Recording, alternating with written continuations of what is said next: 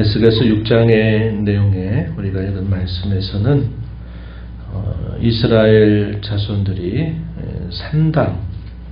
산당에서 제사하고 분향했었는데 그것들에 대하여 하나님이 철저하게 심판하시겠다. 우상에 대해서 또 그 우상을 섬긴다고 곳곳에 만들어둔 그 산당을 철저하게 심판하시겠다 하는 그런 내용들이 전반부에 소개가 됩니다. 그리고 마지막 부분에서는 우상을 숭배한 자들에 대한 철저한 심판을 또 역시 말씀하십니다. 우상 그리고 그 우상의 숭배자들에 대한 심판이 앞에서 그리고 뒤에서 소개가 되고 중간 부분에서는 신실한 남은 자들, 그런 자들을 하나님께서 구원하시겠다 하는 말씀을 주시고 계십니다. 이 남은 자에 대한 이 가르침들은 특별히 이제 구약 시대 후기에 가게 되면 여러 심판이 선언이 되고 또 그 심판 가운데서 결국 남은 자들, 하나님 앞에 자신들의 죄 허물을 고백하고 자신들의 지나간 모든 것들을 돌이키는 자들이나 선지자들을 통해서 또 주셨던 그 말씀을 그대로 지켜서 끝까지 그 신앙의 정조를 지켜가는 그런 자들, 이런 자들을 우리가 남은 자다, 신실한 자들이다 이렇게 말합니다. 결국 역사의 혹독한 그런 진통 또 시련 여러 많은 일들을 겪으면서 결국은 어떤 일이 생기느냐, 누가 진짜 이스라엘이냐, 그리고 이것이 갈라진다는 겁니다. 혈통적으로 아브라함의 자손이 다 구원을 받는 것이 아니다 하는 것이죠. 이스라엘 태생이어야 하더라도 거짓된, 하나님 앞에 봤을 때 참 이스라엘이 아닌 거짓된 이스라엘이 있는 것이고, 하나님은 그런 역사의 진통과 혹독한 시련 속에서 참 이스라엘을 가려내신다 하는 것을 보여주고 있는 겁니다. 이러한 원리는 오늘을 살아가는 저와 여러분에게도 마찬가지다 하는 겁니다. 명목상의 그리스도인들과 진실한 그리스도인들을 갈라내는 일들이 분명히 있게 된다는 겁니다. 그리고 그러한 일에 있어서 마치 우리 주님 말씀하시듯이 퀴즈를 하면은 알곡들은 그 퀴즈를 하는 동안에 안으로 이렇게 모여들지만 그 퀴즈를 통해서 결국 쭉정이들은 날아가게 되고 만다 하는 것과 똑같은 것입니다.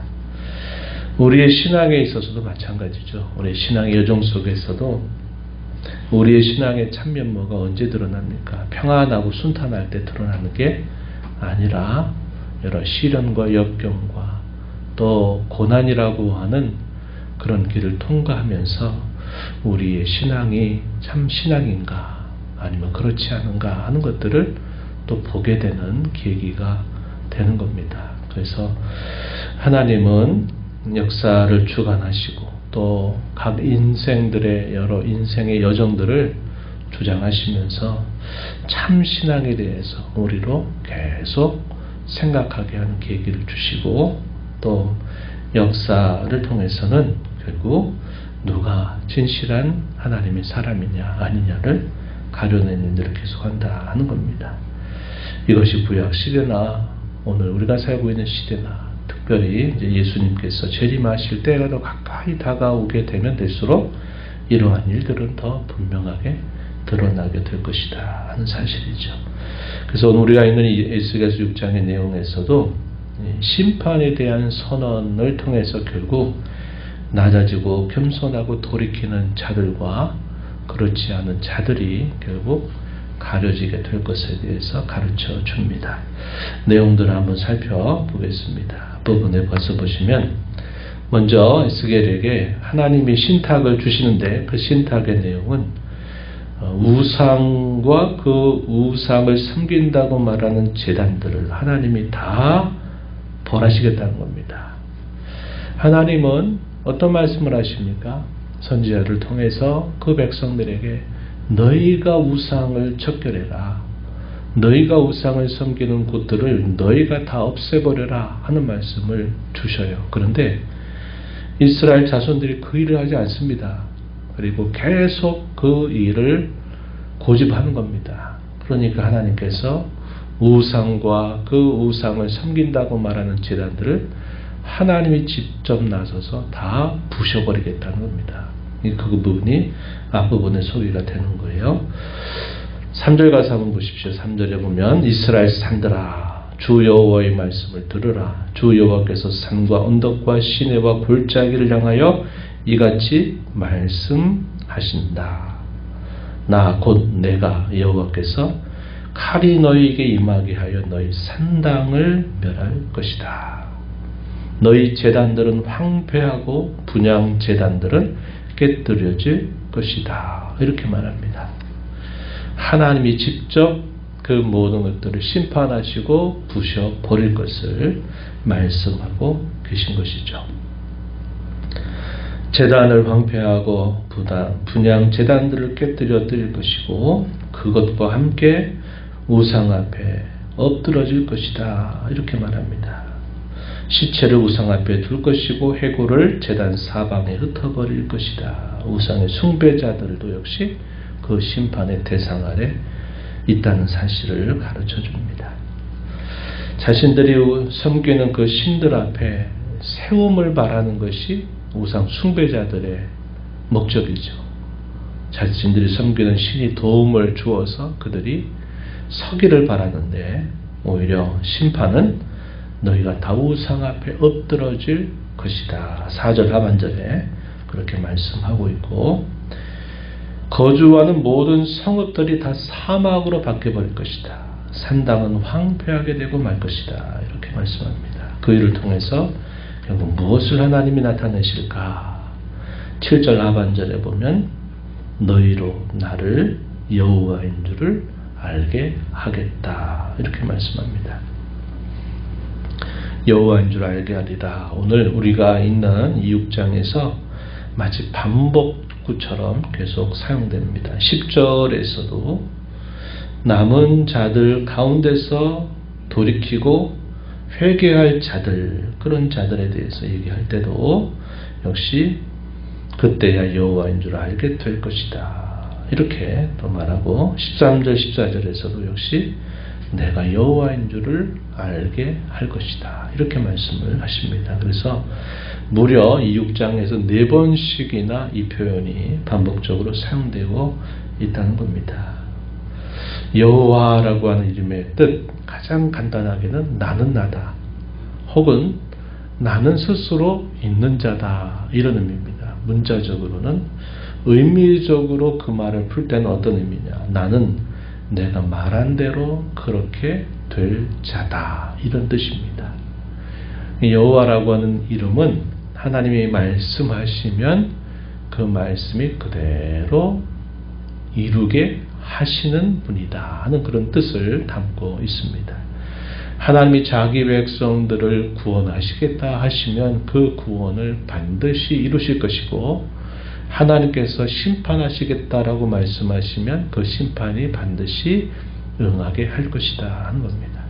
여호와임을 알게 한다라는 말이 결과적으로는 두 가지 내용이죠. 하나는 구원이요, 하나는 심판입니다. 근데 이방 백성들과 거짓된 이스라엘 사람들에게 내가 여호와인 줄 알게 하겠다 하는 의미가 뭘까요?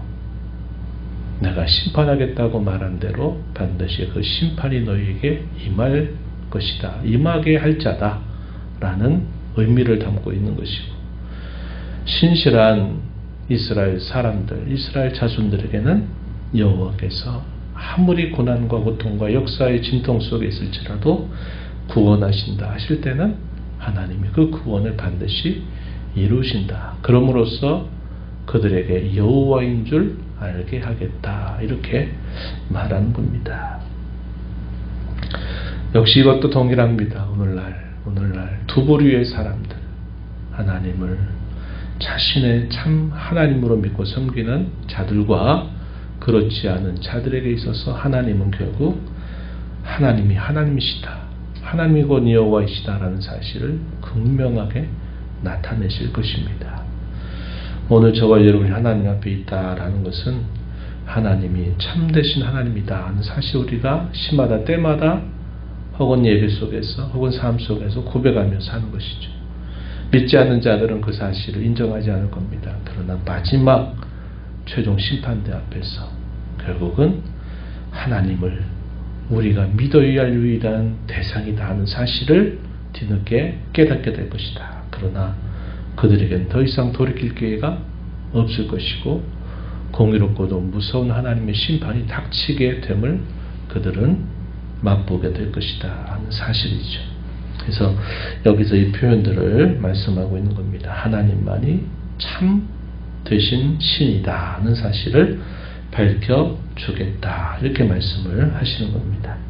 11절 이하에서는 우상을 숭배하는 이스라엘 족속들에게 하나님이 심판을 행하실 것이다 라고 말합니다. 11절 앞부분에 이렇게 표현했어요. 주 여호와께서 이같이 이르시되 너는 손뼉을 치고 발을 구르며 말할지어다.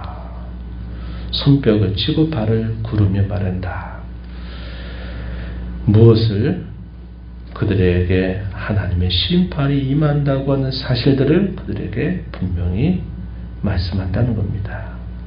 11절 중간에 오호라 이스라엘 족속이 모든 가증한 악을 행함으로 마침내 칼과 기근과 전염병에 망할 것이다 이렇게 말했습니다. 12절에서는 가까운 데 있는 자들은 대적들의 칼에 의해서 엎드러지게 될 것이고 이 칼을 피해서 멀리 있는 자들에게는 전염병에 의해서 결국 죽음을 당할 것이고 또 애워싸여 있는 자들 예루살렘의 포위 공격에 대해서 이미 에스겔의 상징적인 행위를 통해서 말씀했죠.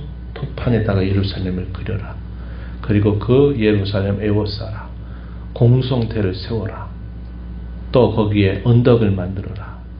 바벨론 나라가 이 예루살렘을 애워싸서 공격할 것을 미리 하나님이 예고하신 바가 있었는데 애워싸인 자들의 경우는 무엇으로 죽게 된다고 말합니까? 12절에 보면 기근에 의해서 죽게 될 것이다. 참 처절한 일이죠.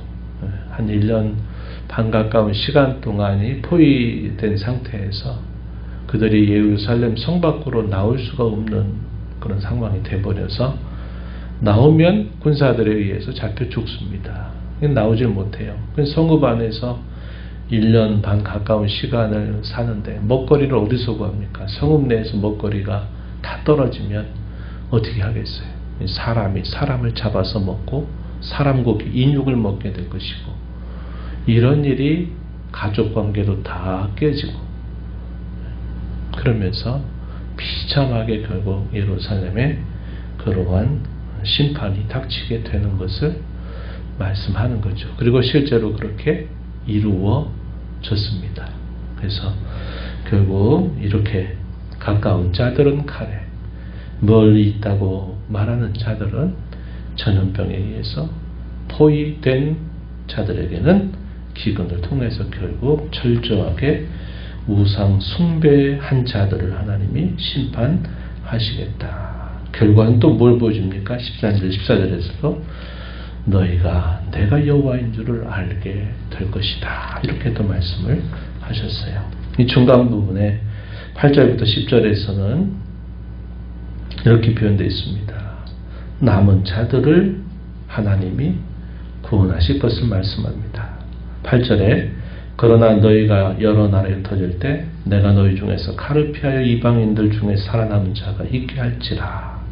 너희 중에서 살아남은 자가 사로잡혀 이방인들 중에 있어서 나를 기억하되 그들이 음란한 마음으로 나를 떠나고 음란한 눈으로 우상을 섬겨 나를 근심하게 한 것을 기억하고 스스로 한탄하리니 돌이키고 회개할 것이다 하는 겁니다. 그때 우리가 왜 이랬을까? 하나님 잘못했습니다. 우리의 모든 허물과 죄를 용서해 달라고 간절하게 하나님 앞에 구하며 돌아올 자들이 있다고 있게 될 것이다 하는 겁니다. 비록 당시에는 영적인 무지와 목매 속에서 자신들도 그 우상을 섬겼던 때가 있다 할지라도 이것이 정말 잘못된 일이구나 하는 사실을 깨닫고 돌이킬 자들이 있게 될 것이다 하는 겁니다. 물론 이런 자들도 있겠죠. 아까도 말씀드렸듯이 아무리 시대가 엄난하고 아무리 시대가 우상을 그렇게 섬기는 시대라 할지라도 하나님을 신실하게 섬기는 자들도 분명히 있습니다. 처음부터 끝까지. 그러나 처음에는 같이 우상 숭배에 빠져 있다가 징계를 통해서 이게 아니구나 하면서 돌이키는 자들도 있게 될 것이, 이런 자들이 남은 자들이 될 것이다 하는 사실을 우리에게 가르쳐주고 있는 것입니다. 오늘 말씀은 우상뿐만 아니라 우상을 숭배하는 자들까지 하나님은 철저하게 심판하실 것을 우리에게 보여주고 있습니다. 그런 심판이 이루어졌을 때 그들이 여호와인 줄을 결국은 알게 되리라고 말씀하시는 거예요. 오늘 우리도 하나님이 우리의 참되신 하나님이신 줄 우리도 알고 하나님을 섬겨야 한다는 것입니다. 뒤늦게 마지막 순간에 깨닫는 것은 아무런 소용이 없는 일이에요. 그러나 우리에게 가까이 찾아오셔서 우리에게 날마다 말씀하시고 우리를 위경 가운데서 건져주시고 우리의 죄를 그 풍성한 긍휼로 용서하신 하나님을 우리가 가까이 모시고 살아가면서 하나님이 누구인 줄 아는 것은 참으로 귀하고 복된 일입니다. 신실한 자들로 우리가 남아 있어야 합니다.